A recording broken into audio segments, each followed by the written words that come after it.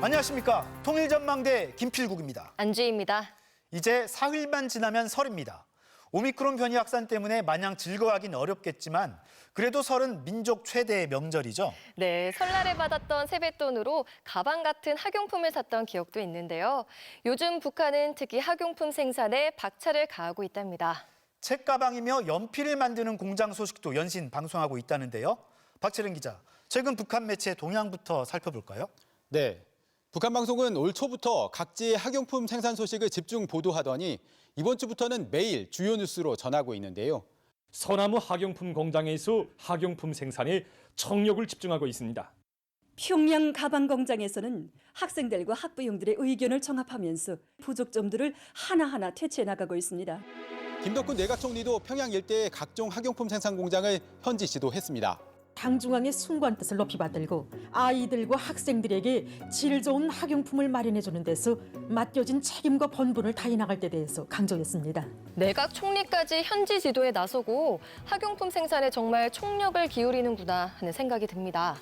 김정은 위원장이 위민 헌신을 내세우며 특히 강조하는 게 먹는 문제 해결과 교육 지원인데요. 올 초 전원회의에서도 교복과 가방 공급을 강조했습니다. 총 비서동지께서는 질 좋은 교복과 가방을 모든 학생들에게 빠짐없이 공급할 데 대한 과업을 제기하시고 중대 조치를 취해 주셨습니다. 이런 연장선상에서 북한은 요즘 특히 학용품 생산에 공을 들이는 것으로 보이는데요. 질도 높이고 양도 충분하게 생산하라 다그치고 있습니다. 네, 지금 보이는 게 새로 만들어진 가방인가 보죠. 디자인이 꽤 다양해 보이는데 상표가 다 소나무네요. 소나무 책가방은 북한에서 가장 인기 있는 제품인데 이 상표명은 김 위원장이 지었다고 전해집니다. 민들레 학습장, 두루미 연필 등도 김 위원장이 직접 이름을 지었다고 합니다. 경의하는 청비서동지께서는 우리가 생산하고 있는 이 학용품에 두루미라는 이 상표 이름까지 몸소 지어주시고 설비들도 보내주셨고 학용품 전시장에 첫 의정이라는 글이 보이는데 이건 뭔가요? 1946년 2월 북한에선 임시인민위원회가 조직되는데 당시 첫 회의, 첫 번째 의정이 바로 연필 생산 문제였다고 합니다. 그만큼 교육을 강조했다는 상징적인 의미로도 쓰여왔는데요. 예전에 그랬듯이 지금도 학생들 교육 문제를 일일이 챙기는 지도자란 모습을 부각하고 있습니다. 북한은 4월에 새학기가 시작돼서 개학까지는 아직 시간이 좀 남아 있는데요. 올해 유독 새학기 준비를 서두르며 교육 분야에 역량을 집중하는 듯한 느낌을 줍니다. 네, 엿새 후면 베이징 겨울올림픽이 개막하죠. 북한은 코로나19를 이유로 불참을 결정했는데요. 그런데 북한 내부적으로는 체육 대회도 열고 체육의 중요성을 연신 강조하고 있다면서요? 네. 최근엔 현종화 선수와 함께 남북 단일팀에서 활약했던 탁구 영웅 리분이가 대회 선전 매체에 등장하기도 했습니다. 북한 체육 정책을 영어로 홍보하는 이 영상에 리분이는 장애인 탁구 선수 김영록과 함께 화면에 나오는데요. This woman is Lee Bun-hee. She shook the world in the North-South single team at Philippines Games 40 years ago. 리분이는 현재 북한 장애인 체육인 협회 서기장으로 자녀 가운데 한 명이 뇌성마비를 앓고 있는 것으로 알려져 있습니다. 리분이가 현정화 선수와 함께 호흡을 맞췄던 게 벌써 30년이 넘었죠. 네, 1991년 세계 탁구 선수권 대회에서 최강 중국팀을 물리치고 우승을 차지했었죠. 리분이 선수는 대회 직후 탁구 단일팀이 계속 이어지길 희망한다고 말했었는데요. 우리가 이번 우승의 계기로 앞으로 계속 이일팀으로 나가자는 것을 현종화 선수에게 전달해 주도록 하겠습니다. 하지만 1993년 대회를 끝으로 두 사람의 만남은 성사되지 못했습니다. 두 선수 이야기는 영화로도 제작됐죠. 다들 지켜보고 있을 거야. 우리 반드시 결승 가자.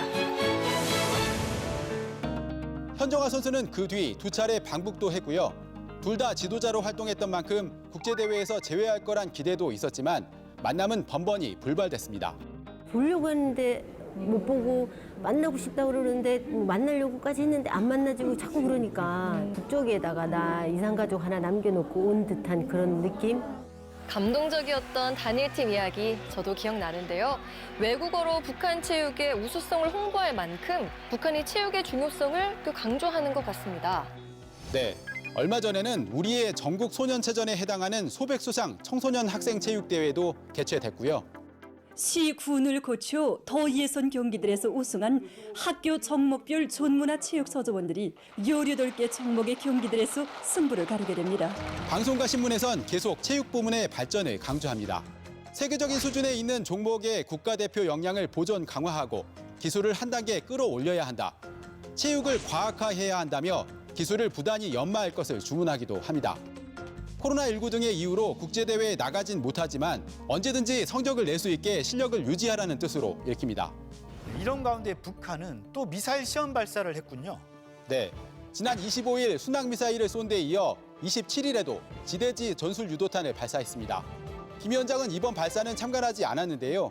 조용원 비서와 미사일 개발의 핵심으로 불리는 김정식 부부장 등을 동행하고 군수공장을 시찰했습니다. 우리 국방공업의 현대성을 상징하는 본보기 공장으로 계속 발전시켜 나가기 위한 과업과 방도들을 밝혀주셨습니다. 김 위원장이 군수공장을 찾은 건 2019년 6월 이후 2년 8개월 만인데 대북 제재에 맞서 국방력 강화 행보에 나설 것을 분명히 한 것으로 풀이됩니다. 네, 박 기자 수고했습니다.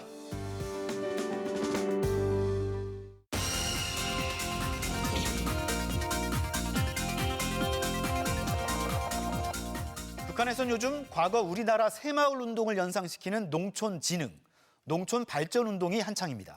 농촌 발전의 모델은 바로 최근 개건된 삼지연시인데요. 북한은 삼지연시가 천지개벽했다고 자랑하고 있죠. 네. 그런데 그 삼지연시 건설 과정을 자세히 살펴봤더니 너무나 열악한 북한의 연실이 그대로 드러납니다. 최유찬 기자가 살펴봤습니다. 평균 해발 1,300m, 백두산 중턱 산골마을 삼지연이 이국적 풍경의 도시로 확 바뀌었습니다. 북한 텔레비전은 삼지연시의 널찍한 도로와 형형색색의 건물, 수천여 채의 높고 낮은 주택을 되풀이해 보여주며 노동당과 김정은 위원장을 칭송합니다. 좋다는 건 이루 말할 수 없습니다. 다 이민들이 내고서 이게 우리 세간살이 모든 게 몸에 맞게 편리하게 다 해놔서 진짜 원래 모습을 찾아보지도 못하고 24시간 뜨거운 전기 난방에서 정말 물도 잘 나오고 전기도 자라서 또도사게 추운 줄 모르고 납니다. 북한은 세 차례에 걸쳐 리모델링을 한 삼지연시를 사회주의 이상촌, 문명한 상간도시의 전용으로 부릅니다. 또 북한 내의 모든 농촌들이 삼지연시를 본보기와 표준 삼아 발전할 수 있을 것이라고 장밋빛 청사진을 제시하고 있습니다. 읍지구뿐 아니라 시안의 여러 지구들과 농장들이 사회주의 산간문화 도시의 본보기로 농촌 진흥의 표준으로 전변됐다고 말씀하셨습니다. 최근 북한 방송이 공개한 다큐멘터리 프로그램은 삼지연시가 어떻게 성공적인 변화를 이룰 수 있었는지 그 비결을 공개했습니다. 이곳 돌격대원들의 심장마다에서 터져나온 외침은 과연 무엇이었던가? 다른 농촌 마을의 본보기가 될 이들의 눈물겨운 분투기와 성공담. 하지만 자세히 보면 북한의 열악한 현실과 경제 상황이 그대로 드러납니다. 2020년 3월 봄이라고는 하지만 그때까지도 평균 3m씩 얼어붙는 삼지연 지구에 동토되는 전국에서 건설 인력을 동원했지만 이들에게는 시멘트부터 장비 굴릴 연료까지 모든 것이 부족했습니다. 대부분의 주택은 콘크리트가 아닌 벽돌을 쌓아 지을 수밖에 없었습니다. 하지만 벽돌도 충분할 리 없습니다. 그래서 벽돌을 생산해서 시멘트를 전량한 방도를 찾자. 그래서 우리가 계획을 세우고 여기 흔한 그 진흙과 감자가루 공장에서 나오는 연재를 가지고 하자하고 벽돌 만들 재료도 부족해 현장 근로자들이 근처에서 포온 진흙과 공장 보일러나 굴뚝에서 긁어낸 석탄재를 섞어서 벽돌을 만든 겁니다. 이게 실제 시멘트 벽돌보다는 강도는 약할 수는 있어요. 그렇지만 대용은 됩니다. 우리나라는 이제 그걸 역으로 긁어 쓸 때는 인테리어 개념을 쓰고 있거든요. 우리나라 같은 경우에는요. 사이즈 맞는 철근도 없어서 일반 철근을 열 처리해 휘거나 느려 써야 하지만 불을 지필 석탄도 부족했습니다. 방법은 자력 갱생. 실패를 거듭한 결과 열을 쓰지 않는 방법을 고안했다고 주장합니다. 석탄을 이용하지 않고 그렇게 생산을 할 수 없겠는가 하고 생각하고 자체로 무소든 연신 저전기를 제작 더해가였습니다. 매월 50톤씩 이용하던 석탄을 전혀 쓰지 않게 되었으며 기와 문, 창문, 가구 모두 공급 차질로 현장에서 재료를 구해 직접 만들었었습니다. 인조 대리석이나 화강석처럼 보이는 이 석판은 현장 근로자들이 직접 만든 겁니다. 삼지연시 지구에서 나오는 그 붉은돌 가져다가 다 파쇄해가지고 산화초라고 함정은 배 앞에 다 찾아가지고 그렇게 완공된 삼지연시. 북한이 자랑하는 이상향 삼지연 주택은 건설자들의 피와 땀으로 만들어진 겁니다. 부족한 시멘트와 내외장재가 평양에 우선 집중되다 보니 지방 건설은 후순위가 될 수밖에 없습니다. 만경대 애공규음창 공장에서 소도의 1만 세대 산림집 건설에 필요한 콘제품 생산에 힘을 집중하고 있습니다. 북한은 이 때문에 지방 건설에 필요한 시멘트, 건설 장비, 자재 등에 대한 국가적 지원을 약속했지만 지방의 수요를 충족하기에는 역부족일 수밖에 없습니다. 결국 지방 건설자들은 삼지연의 건설자들이 다큐멘터리에서 밝힌 것처럼 자력 갱생으로 무에서 유를 창조해야 하는 상황입니다. 북한이 펼치는 농촌진흥 구상의 핵심은 도시와 농촌의 불균형 해소입니다. 하지만 같은 농촌이라도 지역과 여건에 따른 불균형은 매우 큽니다. 특히 여건이 좋은 도시 인근 농장은 기계화, 정보화까지 하면서 다수학으로 고소득을 거두기도 하지만 척박한 지역의 농촌은 국가 빚이 쌓일 정도로 여건이 어렵습니다. 도시 인근에 있냐 아니면 도시하고 많이 떨어져 있냐에 따라서 여러 가지 이제 인프라라든지 그다음에 보장 조건이라든지 뭐 이런 것들로 해서 농촌의 지역적 차이가 이제 엄청 심하고 진짜 머스한 농장은 TV 없는 집도 많고요. 일반인하고 노숙자하고 다니는 거에 눈으로 봤을 때 차이. 이런 상황에서 주거 개선, 마을 건설까지 하기는 쉽지 않다는 겁니다.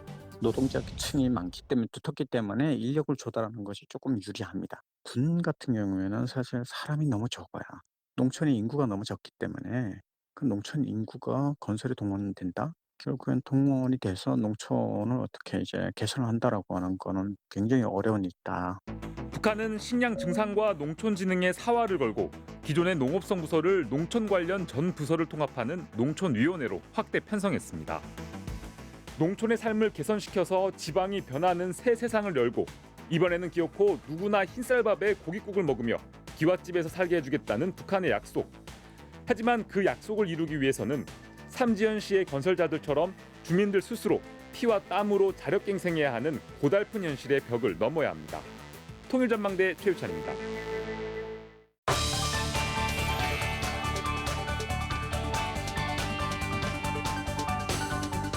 설 연휴가 시작됐습니다. 고향을 찾거나 멀리 여행할 때 반려동물 키우시는 분들은 뭐 데리고 가야 하나, 어디 맡겨야 하나 고민이 많다는데요.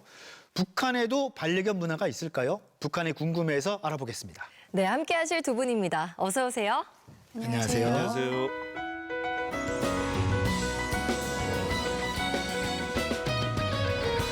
반려동물 인구 1000만 명 시대. 국민의 4분의 1이 반려동물을 키운다는데요. 다들 이렇게 반려동물을 키우시는 건가요? 네, 저는 고양이 집사예요. 그래서 네. 남편이랑 저랑 이제 같은 평양 출신인데 저는 평양에서 강아지를 키웠었어요. 근데 남편은 고양이를 키웠었더라고요. 그래서 이제 같이 만났을 때 고양이를 키우냐 강아지를 키우냐 막 이제 여러 가지로 얘기를 많이 했는데 결국은 제가 졌습니다. 그래서 고양이를 지금 키우고 있어요. 네. 아마 좀 지나고 나면 바뀔 수도 있어요. 네, 저는 강아지를 키우고 있고 문을 열기 전에 벌써 이제 짖어주고 해서 너무 반갑죠.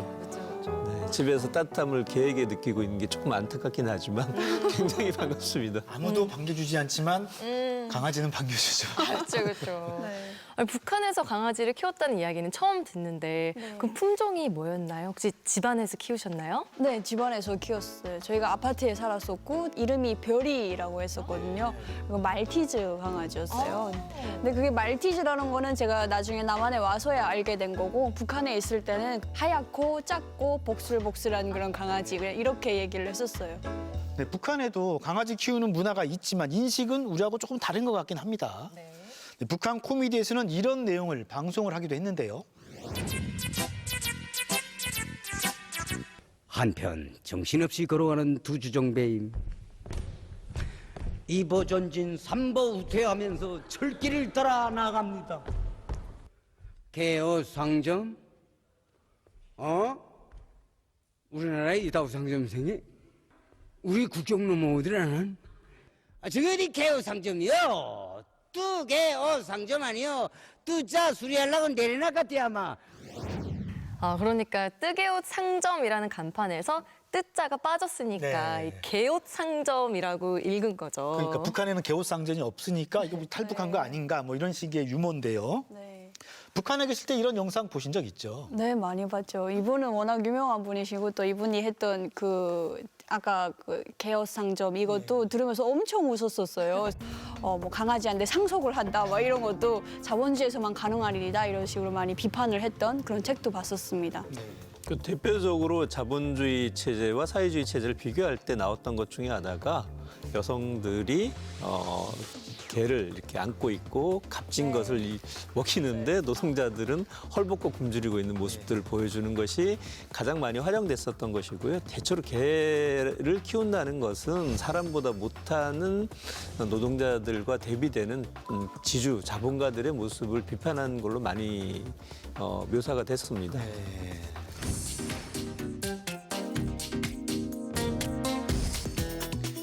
2020년 평양 주재 러시아 대사관이 공개한 SNS 사진에 강아지와 산책하는 평양 주민들 모습이 담겼는데요.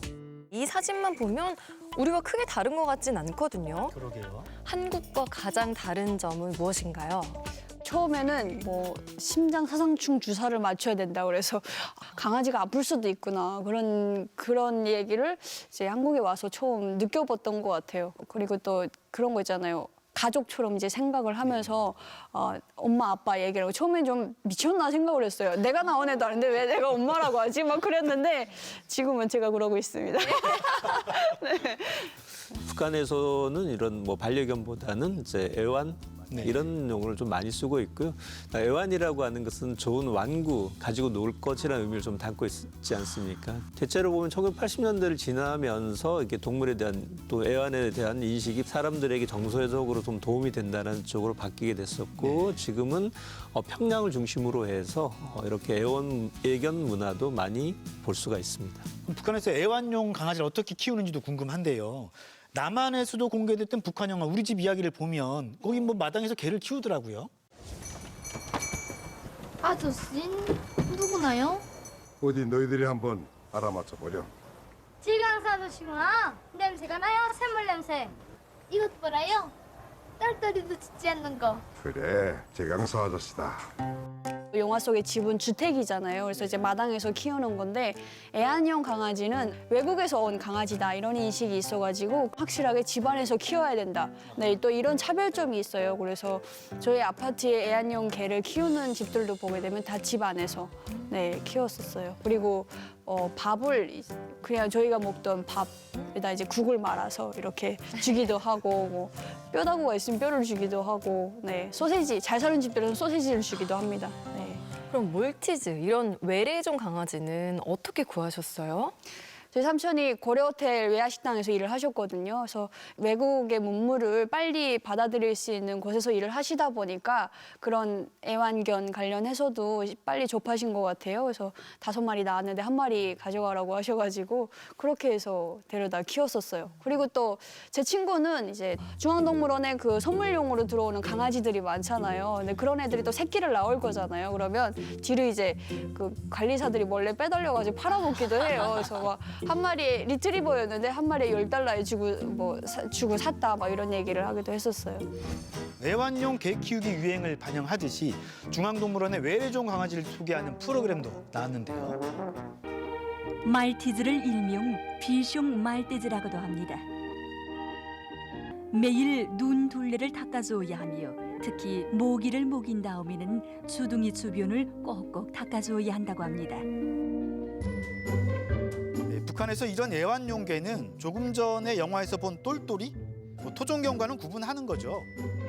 우리 집 이야기 같은 경우에는 주로 보면 경제적인 목적이거든요. 키워서 내다 팔고 여러 가지 이렇게 경제적인 문제에 어려움들이 있는데 그럼에도 불구하고 개를 키울 수 있다라고 하는 것은 특별하게 내가 지도자로부터 이제 분양을 받는 경우도 있거나 아니면 이제 외국에 있는 품종 개를 가지고 와서 키울 수 있다는 것 자체가 사회적 지위를 상징하는 것이기 때문에 애견 산업이 전반적으로 좀 확장되어 가고 있습니다. 그리고 또 북한에서는 아직까지 강아지의 어떤 역할에 대해서 재산을 지키는 뭔가를 확실하게 지켜야 되는 거예요. 그래서 강아지다 하면은 가장 잘 짖어야 된다. 우리 집 강아지가 더 잘 짖어. 뭐 우리 집 강아지가 더 똑똑해서 더 잘 지켜. 막 이런 식으로 그렇게 얘기를 하다 보니까 산책 나왔을 때도 강아지가 막 짖으면서 다니면 굉장히 좀 무서웠던 경우도 있어요. 네, 북한 매체가 보도하는 영상이나 사진에 애완용개가 잘 안 보이는 것도 뭐 그런 이유 때문인가요? 평양은 특히나 이제 큰 도로, 대도로랑 그렇지 않은 도로랑 차이가 확실하게 있어요. 그래서 대도로를 일선도로라고 얘기를 했는데 거기는 보여주기 위한 곳. 네, 외국인들이 가게 되면 찍어오는 거리가 다 일선도로 쪽이거든요. 강아지가 만약 거기 나갔다가 뭐 이제 똥이라도 싸든다거나 뭐 아니면 짖기라도 한다거나 이럴 수도 있으니까 그래서 안쪽에 아파트 골목 이런 쪽에서 자주 산책을 하거든요. 그러다 보니까 아마 찍힌 사진에는 거의 없지 않을까 싶습니다. 근데 북한에서 아주 적극적으로 홍보하는 개가 있잖아요. 바로 풍산개죠. 네, 그렇죠. 북한은 2014년에 풍산개를 국견으로 지정을 했고요. 해마다 품평회도 열고 특집물도 방송을 한답니다. 네, 품평회 하는 날 거리에서는 대회에 참가하러 가는 풍산개들을 쉽게 볼 수 있다고 하는데요. 오래간만에 만난 기쁨을 나누며 서로서로 우승을 약속하는 것 같습니다. 대회 전부터 견제하는 건가요? 근데 외국인들도 신기해하네요. 북한에서 그런 얘기를 들었었어요. 풍산개랑 호랑이랑 싸웠는데 풍산개가 이겼다 막 이런 식으로 이제 북한 토종의 강아지가 굉장히 세다 이런 걸 항상 선전을 하는 것 같아요. 김정은 동지께서 최근에 여러 차례 우리 풍산개의 순종 말수를 누릴 때에 대해서 널리 키우도록 간곡한 말씀을 주셨습니다. 풍산개 품평회를 전통적으로 연례적으로 진행해 오고 있습니다. 네, 심사는 4단계에 걸쳐서 하고 체형이나 기세, 기질 등을 따져서 순위를 매기는데 순수 혈통인지가 중요하다네요. 1등 28번 부천 1동 1인민반 리오경세대. 1등을 한 심정이 어땠습니까? 나라를 상징하는 이런 국견을 내가 기른다고 생각하니까 정말 궁지스럽습니다. 지난해는 어려서 동수에 못 들었는데 이번에 3등을 했습니다. 정말 기쁩니다. 사양관리를 잘해서 내년도는 무조건 1등을 하겠습니다. 1등 하겠습니다. 사회주의 정권이 들어서면서 그런 그 전통의 품종을 잘 지켜가지고 민족 고유의 어떤 특성들 또는 북한을 대표하는 이렇게 동물로서의 상징성을 잘 이어간다라고 얘기를 하고 있고 최근에는 그런 그 혈통 보존과 관련되어서 순수 혈통이라든가 우수한 품종을 찾으려고 하는 노력들이 많이 전개가 되고 있습니다. 풍산개는 2000년과 2018년 두 차례 북한이 우리한테 선물로 보내기도 했었죠. 국견으로 지정된 것도 의미가 있을 것 같은데요. 어떻게 보면 대외적으로 북한의 이 국가 이미지를 홍보하는 데도 굉장히 효과적이고 북한 주민들에게 있어서도 우수한 이런 그 동물들을 가지고 있다라고는 자부심을 심어줄 수 있는 구체적인 상징이기 때문에 국가 상징으로 지정을 하고 있습니다. 북한의 이런 애견 문화 얘기를 하니까 저는 나만이 생각이 많이 났는데요. 예전에 우리도 그랬잖아요. 그렇죠. 또 여전히 이 문화에 대해서 반감을 갖고 있는 사람도 많으시고요. 어떠신가요? 북한에서도 뭐랄까 좀 강아지를 아직 식용으로 뭐 이런 거는 좀 없어져야 되지 않나 이런 생각을 하면서도 또 한쪽으로 이제 남한에 와서 보게 되면 지나치게 동물한테 막 그러는 것도 좀 좀 줄여야 되지 않나 이런 생각을 하기도 하는데 그런 의미에서 양쪽 다 이해가 되는 것 같아요. 문화라고 하는 것은 이제 긍정적인 의미를 미치기 위해서는 다른 사람이 싫어하는 행동까지를 이해하고 절제하는 것이 중요한데요. 성숙한 문화라고 하기 위해서는 서로 간에 좀 이해할 수 있는 게 조금 더 필요하지 않나 그렇게 보고 있습니다. 북한의 애완견 문화, 우리와 비슷하기도 하고 좀 다른 측면도 있고요. 생생한 이야기 들을 수 있었습니다. 네, 색다른 시각으로 북한 사회를 이해할 수도 있었습니다. 오늘 도움 말씀 고맙습니다.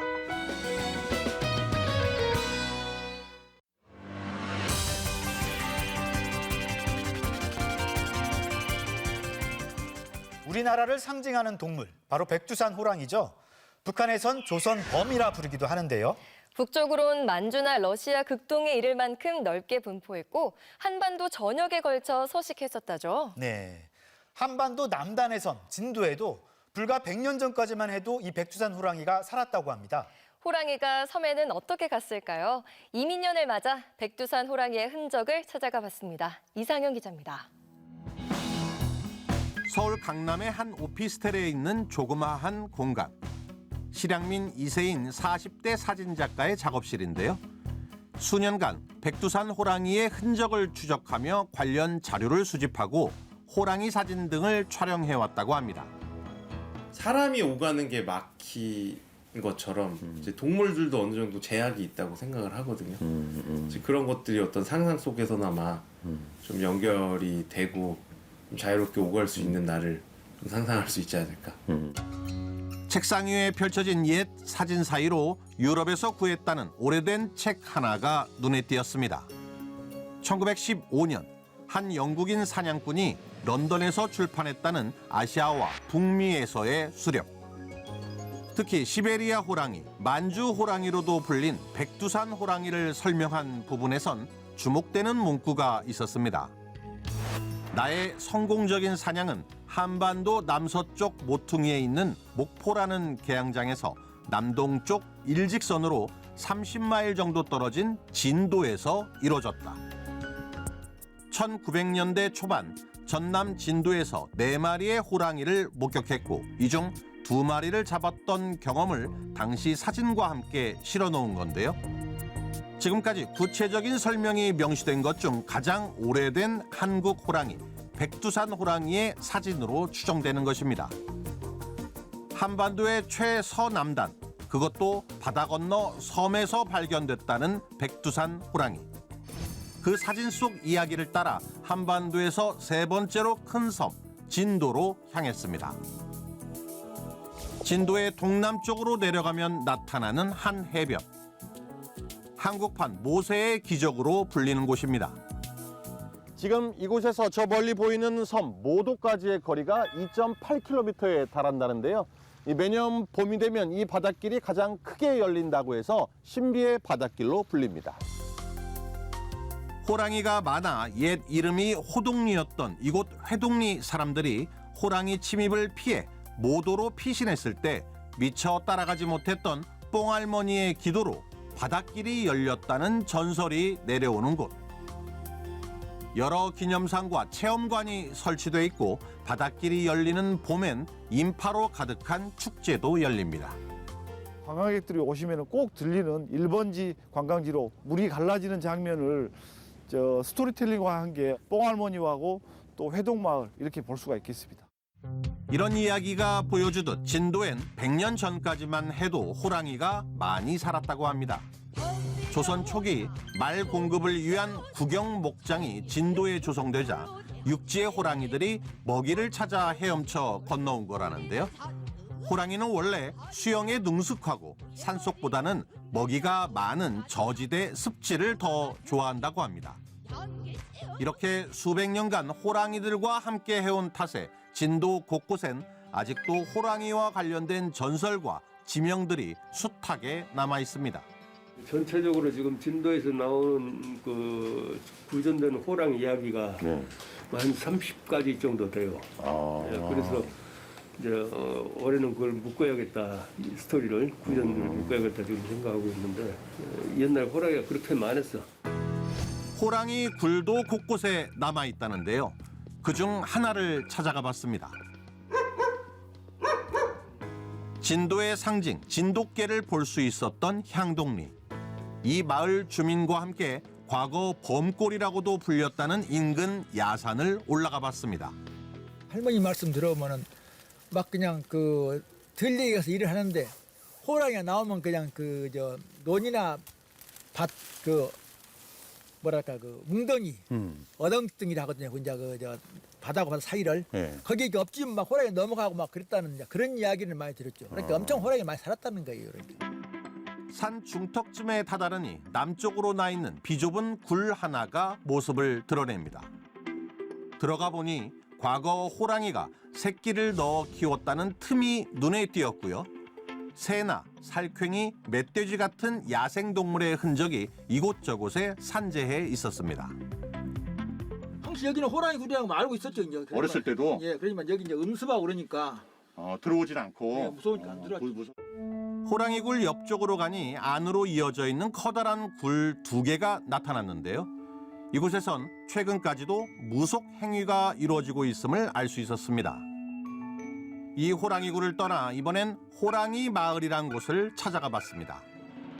호랑이가 입을 크게 벌린 모습과 닮았다 해서 이름 붙여진 호구 마을.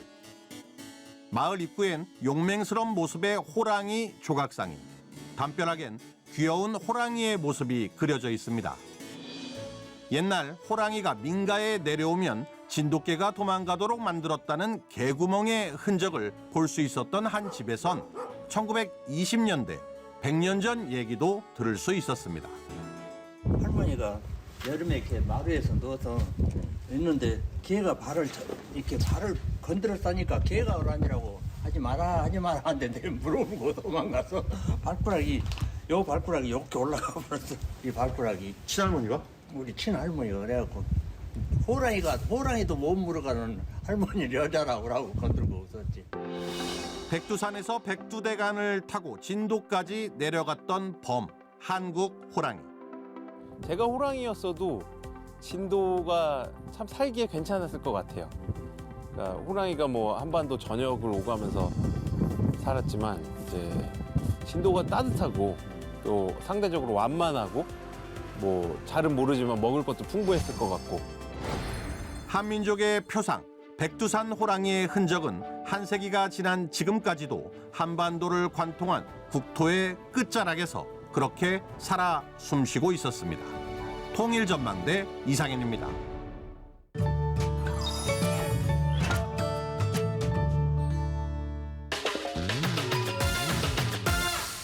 고기를 겹겹이 쌓은 빵? 오? 햄버거? 고기가 들어간 빵! 햄버거? 북한말 고기겹빵은 두 개의 빵 사이에 납작하게 익힌 고기를 넣고 야채 등을 곁들여 만든 음식입니다. 남한에서는 햄버거라고 합니다. 아, 고기가 겹겹이 들어간 빵 이런 느낌이구나. 맞았다. 이거는 조금 유추하면 알아들을 수 있을 것 같은데. 약간 북한말은 좀 풀어 쓴 것 같은 느낌? 설 연휴가 시작됐는데요. 오미크론 확산세가 심상치 않습니다. 방역수칙 철저히 지키는 즐거운 명절 보내시길 바랍니다. 네, 무엇보다 건강하고 안전한 설 연휴 되시길 바라겠습니다. 통일전망대는 2월 둘째 주에 다시 찾아오겠습니다. 고맙습니다.